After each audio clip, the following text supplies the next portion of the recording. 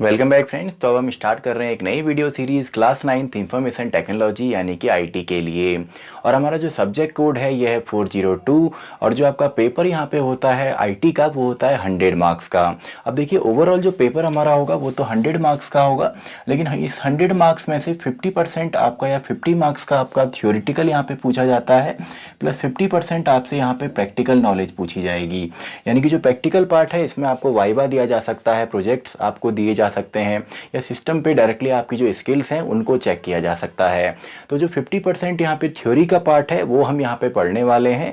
अब थ्योरी के अंदर भी आपके 2 यहाँ पे सब पार्ट्स हैं, जिसमें पार्ट ए के अंदर जो आपका पार्ट ए है इससे आपका केवल 10 मार्क्स का यहाँ पे आने वाला है, जो कि आपका एम्प्लॉयबिलिटी स्किल्स हैं, जिसमें आपका कम्युनिकेशन स्किल्स हो गई या सेल्फ मैनेजमेंट स्किल्स हो गई, तो इनको पूछा जाएगा। तो 50% जो है वो तो आपका यहाँ पे थ्योरी है, एंड उसमें भी 10 मार्क्स का जो आपका है ये आपका एम्प्लॉयबिलिटी स्किल्स है, एंड जो आपका 40 मार्क्स का यहाँ पे थ्योरी पूछी जाएगी, जो कि टोटल आपका मिला के 50 मार्क्स यहाँ पे होगा।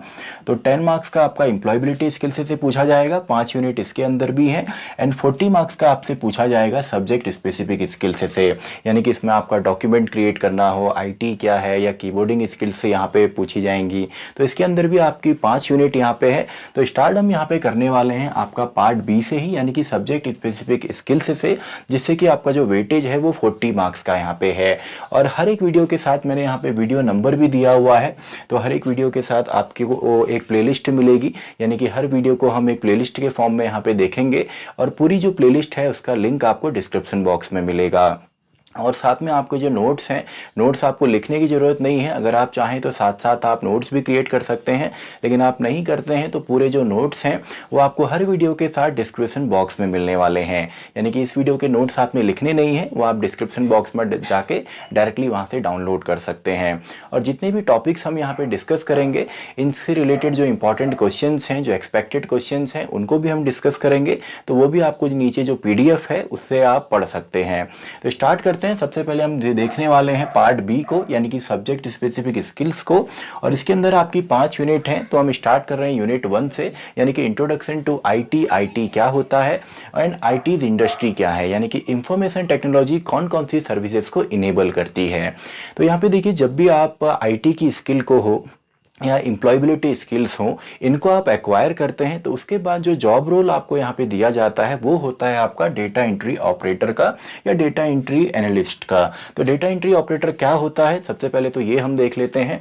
तो डेटा एंट्री ऑपरेटर कौन होता है? A person who is responsible for entering, managing, maintaining and transferring data into different applications या database for effective record keeping. अब इसका क्या मतलब हुआ जी? कोई भी ऐसा इंसान जो कि रिस्पॉन्सिबल होता है डेटा को एंटर करने के लिए, मैनेज करने के लिए और मेंटेन करने के लिए, एंड साथ ही साथ ट्रांसफर करने के लिए किसी भी एप्लीकेशन में, यानी कि अलग अलग एप्लीकेशन पे जब आप काम करेंगे तो डेटा को उसके अंदर एंटर करना, फिर उसको ऑर्गेनाइज करना या मैनेज करना, एंड उसको अगर किसी दूसरी एप्लीकेशन में ट्रांसफर करना है या किसी डेटाबेस में ट्रांसफर करना है तो उसको ट्रांसफर करने का काम जो है वो किसका होता है? वो होता है डेटा एंट्री ऑपरेटर का। और ये क्यों किया जाता है? फॉर इफेक्टिव रिकॉर्ड कीपिंग, ताकि जो हम रिकॉर्ड रख रहे हैं अपने पास वो हम अच्छे तरीके से रखें और इफेक्टिव हो, उससे हमारी डिसीजन मेकिंग की जो प्रोसेस है वो आसान हो जाए।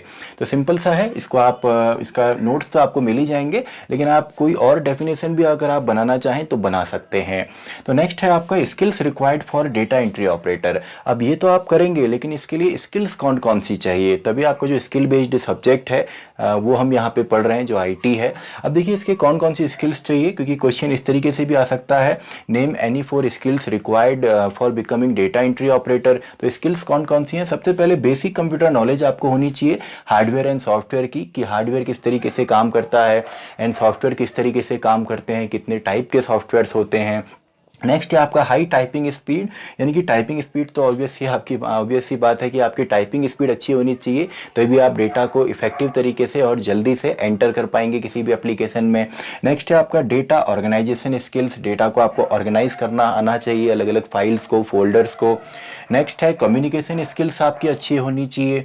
And finally use of internet, यानी कि इंटरनेट से डेटा को कैसे रिट्रीव करना है, डेटा को अपलोड करना हो या डाउनलोड करना हो, सर्व करना हो, डेटा डेटा को सर्च करना हो, ये सब भी आपको आना चाहिए। तो ये स्किल्स हैं, कुछ बेसिक स्किल्स हैं जो कि डेटा एंट्री ऑपरेटर के अंदर होती हैं।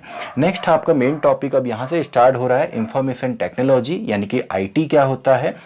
तो आईटी मीन्स या information technology means creating, managing, storing and exchanging information. यानी कि आईटी आपका सिंपली इसको हम बोल सकते हैं इंफॉर्मेशन को क्रिएट करना, मैनेज करना, स्टोर करना एंड एक्सचेंज करना इंफॉर्मेशन को किसकी मदद से, किसी भी हार्डवेयर या सॉफ्टवेयर की मदद से। यानी कि जब हम टेक्नोलॉजी की मदद से इंफॉर्मेशन को शेयर करते हैं, उसको हम स्टोर करते हैं, मैनेज करते हैं, तो उसी को हम आईटी बोल देते हैं। तो नेक्स्ट है, it include all types of technology use to deal with information. और आईटी डील करता है उन सभी टेक्नोलॉजी के साथ जो कि इंफॉर्मेशन को स्टोर करने में, मैनेज करने में हमारी मदद करती है, such as computer hardware and software. तो इसमें हार्डवेयर एंड सॉफ्टवेयर या टेक्नोलॉजी जितनी भी होती हैं वो सभी आ जाएंगी।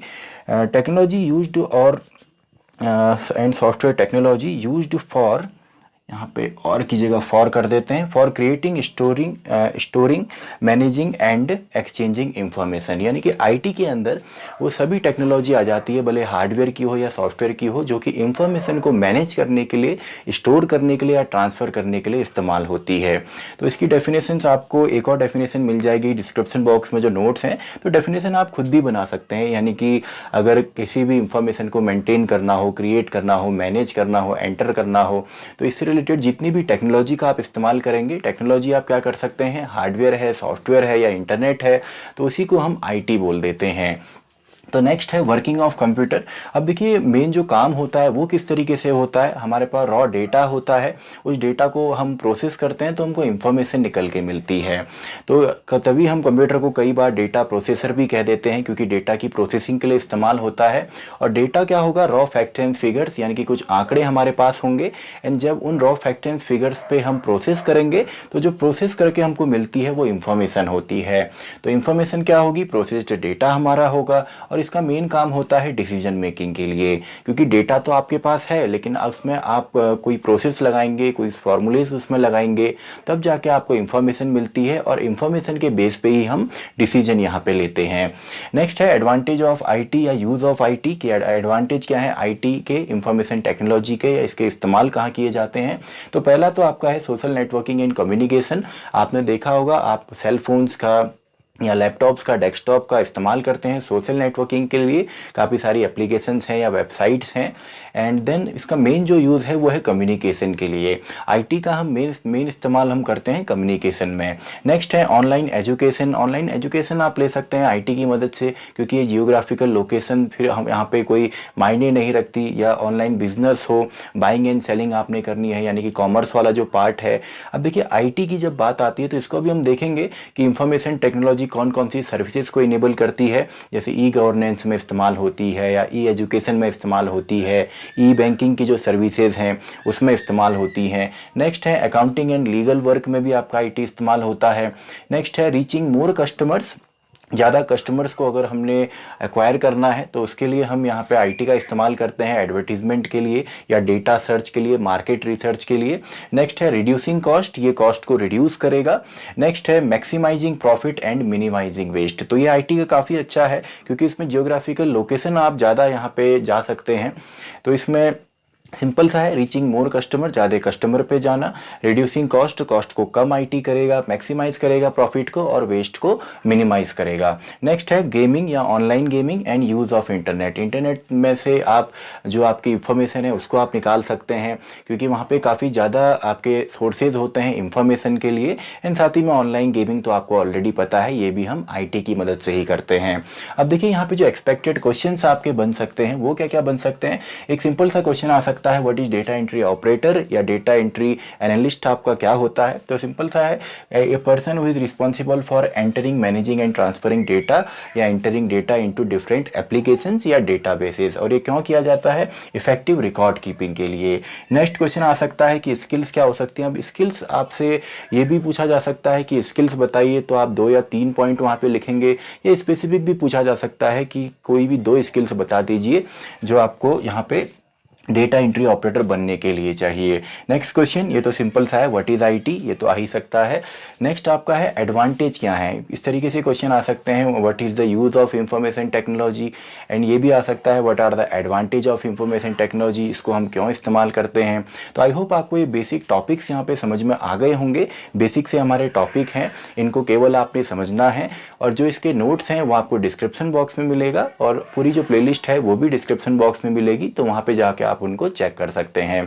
तो इसी के साथ हमारी ये वीडियो भी खत्म होती है, वीडियो नंबर 1। तो मैं मिलता हूँ आपसे अगली वीडियो में, वीडियो नंबर 2।